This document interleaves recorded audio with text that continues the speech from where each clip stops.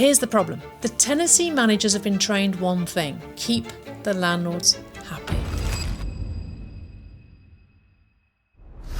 I know it's crazy, right? How letting agents, the top 1,000 letting agents in the UK, their average profit margin, according to the Plimsoll report, is 11.9%. Now, I don't know about you, but that does not sound good enough when you're looking at supermarkets like Sainsbury's at 40-odd%, the finance industry around 60-70%, most tech companies around 50-60%, and there we are languishing around 11.9%. In fact, on that report, portable toilets is a more profitable industry than our very complex legal environment of letting agency space. So how have we helped so many letting agents get from 10% and less profit margin to over 35%? Well, there's a few simple things that we always take people through, and the process is as follows. Every time we start working with a letting agency, we identify that they are spending so much time doing free stuff. Now, what is free stuff? Some would argue, yes, but Sally, that's part of the contract. Our job is to do whatever the landlord would do. No, your job is not property management. Your job is tenancy management. And I think that's one of the big challenges we have. We believe our job is to do anything that the landlord asks, anything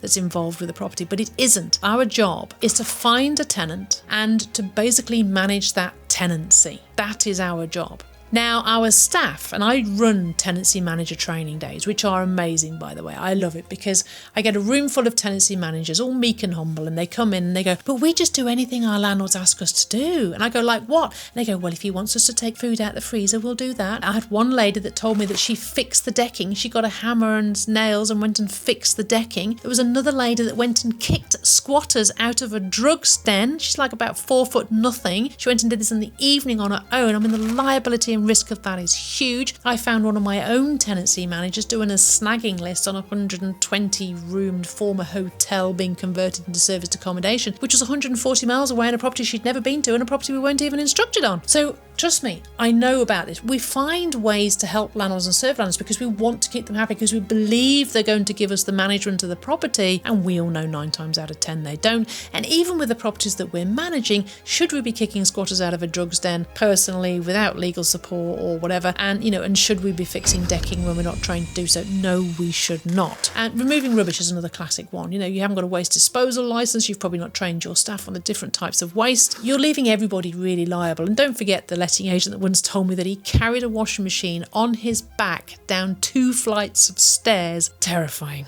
So we do lots of stuff for free. And I think one of the first things in the process when we're taking an agent from 10 to 35%, the first thing we do is we identify that. And so it's a bit like a time and study thing. We basically get all the staff, and it's the staff because quite often the boss doesn't know this stuff's going on, which is even more scary because they're carrying the liability without even knowing what's actually happening. So the first thing we do is we put the staff on a time and study, and we go through, and every 15 minutes they have to write down what they've been doing, and we have to analyse whether that's in the red, yellow or green. So green is, yep, it's in the contract, should be doing that. So renewals, contracts, gas certs, electric certs, maintenance, whatever. We know we should be doing that. That's in green. The yellow, I'm not sure.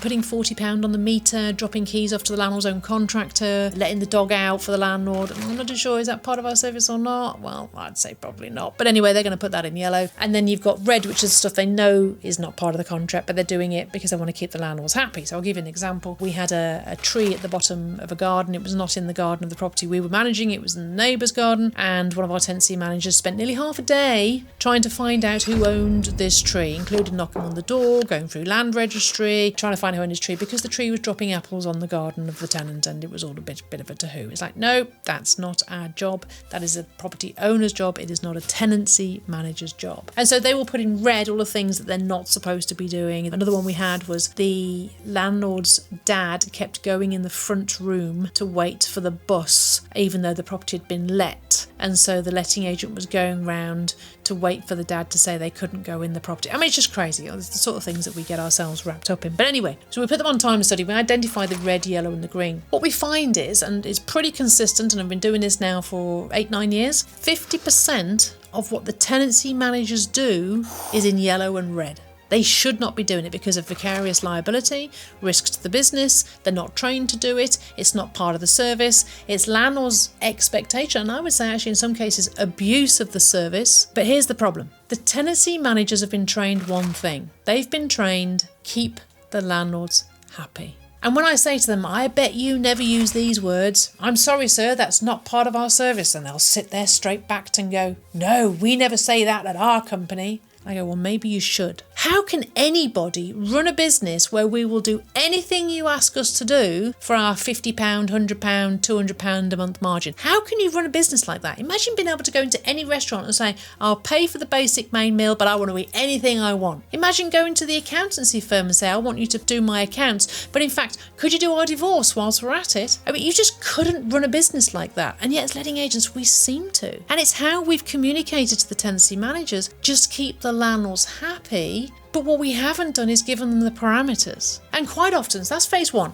Go and do your time study, find out what they're actually doing. What this will throw up most often is the fact that the terms and conditions are not congruent to the service you provide or should provide. They're vague.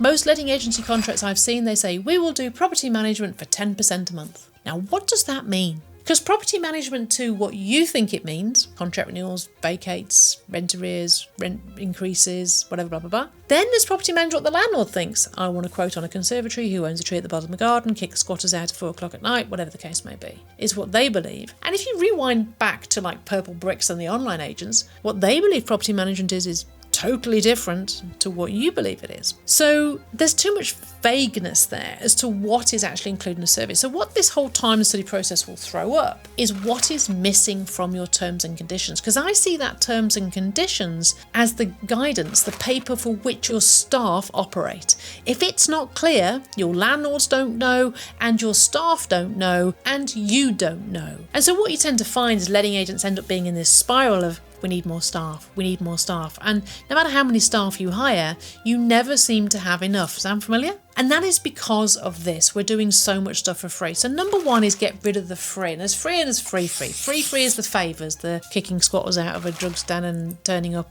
to go and take the food out of the broken freezer. Those are the frees. And then you have the free, which is the stuff that you're contractually not obliged to do, but you do.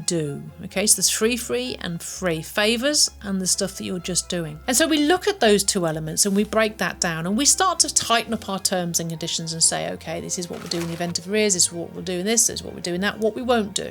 Okay, and you start doing a list of what exceptions, what you won't do as well. You really tighten up your terms and conditions. So that's the first part of the process of getting you from 10 to 35% profit margin. Because if you're having to hire staff to do favours for landlords of which you don't know the liability and risk you're taking or the time it's taking, the cost to you, how the hell can you manage a business like that? You can't. So that's phase one. That will usually reduce your staff requirements in the tenancy management department by 50%. Now you can redeploy those teams into money-making activities, take on more properties and expand without needing more staff, whatever the case may be. It's up to you. You don't necessarily have to get rid of people, but it will reduce your staff requirements.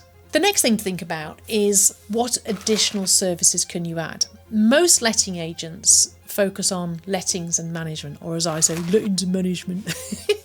Because, do you know what? I've been in this game now since 1990 and there's a few people been around since the 80s, and it always amazes me that here we are 35 years later and most agents still offer lettings and management, nothing else. And yet you look at any other business in the world, they're adding on additional services, side sells, upsells. Have you noticed when you go to Amazon and you buy something, it goes, oh, you might also like this. Or when you go on Sainsbury's to order something, it says like, oh, you may also like this. You go to McDonald's, you order a burger, would you like to go large? There's an upsell everywhere. Letting agents, no. Lettings and management. That is it. And so what I always coach people through when I'm taking them on their journey from 10 to 35% is what additional services can we add? Because your landlords will be paying somebody for this service, or maybe you're doing it for free. And I'll give you an example of that. Refurbishments. So many letting agents now will do a refurbishment for a landlord absolutely free of charge. Now this is crazy. There is so much liability and risk of that. Now I'm talking from a position of between 97 and 2002, I helped landlords buy over 450 properties. It was in the heyday of buy-to-let, and I refurbished over 250, for which I charged a fee at the time of 10% for managing that refurbishment and made a lot of money doing it. But here's the difference. When you're tenancy managers do it for free. Let me ask you the question, are they trained in handling refurbishments? Are they trained in handling contractors? Are you using compliance-only contractors? Hopefully you've said yes to all those questions, but maybe the answer was no. The next question is, how much time and effort are they putting into, or maybe you're putting into, managing this refurb? Does it feel like a hindrance? Does it feel like an annoyance to have to go and look at that property? Do you go and create a full spec list?